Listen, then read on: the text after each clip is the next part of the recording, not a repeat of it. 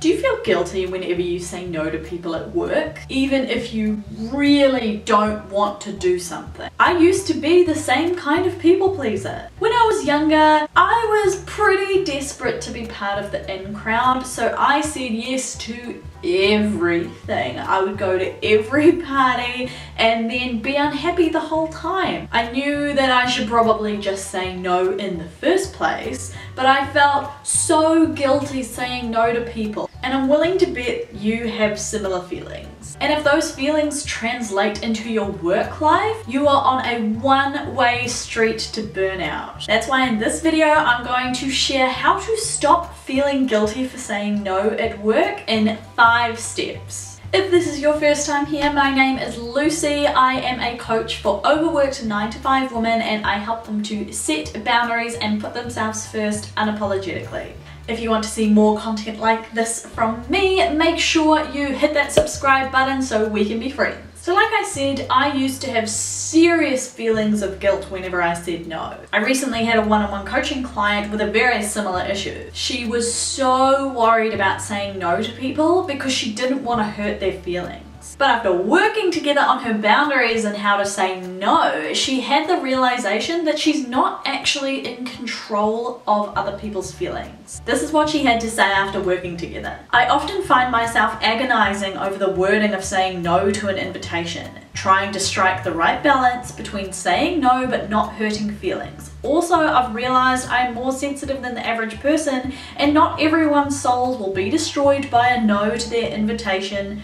In fact, most people cope rather well and simply get on with life. So if you feel guilty for saying no, you might feel like you can control what other people think and do. But the truth is, when you say no, most people don't care as much as you think they do. And with these 5 steps that I'm going to go through, you can strike that balance with work as well. So step number 1 is to assert your boundaries. This is absolutely key. Think about it. If people at work don't know what your boundaries are, you can't get mad when they don't follow them. To figure out what your boundaries are, all you need to do is ask yourself this: what do I want? Don't overthink it, just answer. Oh, do I want to work an extra shift? No. Oh, that's your answer. I remember I was working with somebody and she said, oh, I've already agreed to do this thing. I don't want to do it. I don't know what to do. And I was like, in the same sentence, you've said, I don't want to do it. I don't know what to do. You do know what you want. You're just not asserting it. As well as knowing what those boundaries are so that you can assert them, you need to have a reason why you're setting these boundaries. That way you can back yourself up when people push you on it. A couple of examples that I keep in my life all the time to have better work-life boundaries is things like never overbooking my time or schedule so I don't have to rush in between things so that I can keep my stress levels down. When I was working in my part-time job, I would only ever say yes to shifts that I actually wanted to do,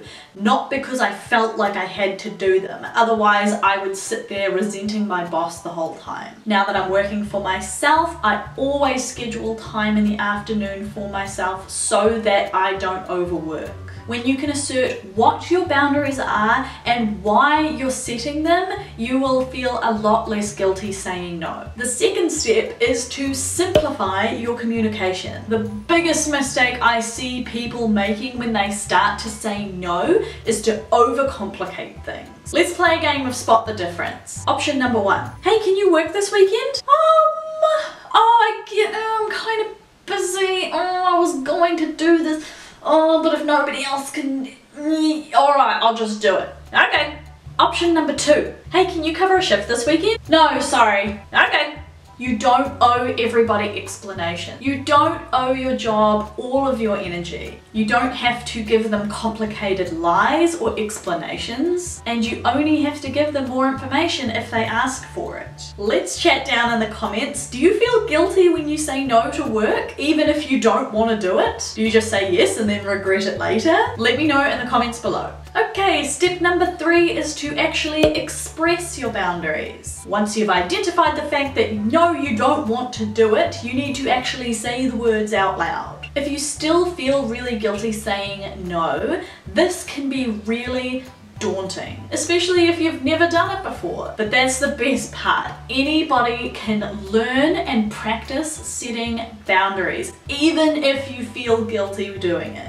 To express my boundaries, I like to craft I sentences and keep the focus on myself. Your boundaries are about protecting your energy and actually have nothing to do with the other person, so you don't have to feel guilty setting them. For example, if you're at work and say something like, "What you're doing is stressing me out, stop it," flip it around with an I sentence. Say something more constructive like, "I need this," or "I need you to do this so that I am protecting my energy." Be brave and practice saying exactly what you want. Step 4 to stop feeling guilty for saying no at work is to release the energy. In some cases, especially if you have a toxic workplace, which we will talk about in another video, people won't like you setting these boundaries and saying no. Some people won't like that you prioritize yourself. And to be honest, the people that get the most annoyed are the ones that have benefited from you saying yes all the time because you're too guilty to say no. So once you've said what you need to say, you need to close that energetic pathway and release it. Remember what I said before, you can't control what other people think and say. So there's no point holding on to that energy. So just breathe and remind yourself that just because it feels wrong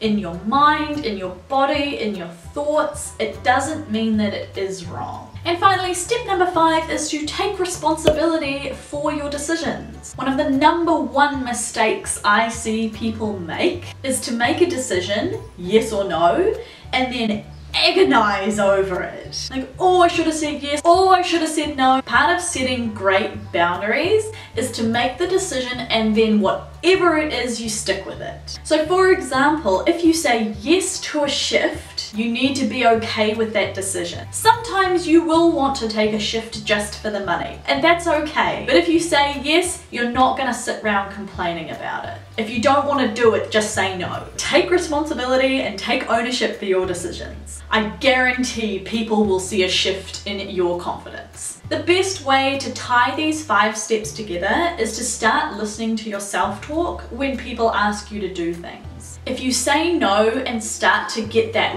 weird guilty feeling in your stomach, listen to what you're saying to yourself. What conversations are you having with your fears? That self-talk is the key to revealing limiting beliefs that stop you from prioritizing yourself. Take the client I was talking about earlier. Her self-talk might have been something like, "I can't say no because it will hurt their feelings." And the limiting belief that revealed when we were working together is that she felt responsible for making other people feel good. So listening to and rewriting that self-talk is critical in stopping feeling guilty for saying no. It gives your brain a reason why you shouldn't be feeling guilty. If you want to learn how to do this in your own work life, send me an email at hello@lucybecker to talk about one-on-one work-life balance coaching. Thank you so much for joining me for another video. If you enjoyed this, make sure you like and subscribe so you can see more content from me, and I will see you in the next video.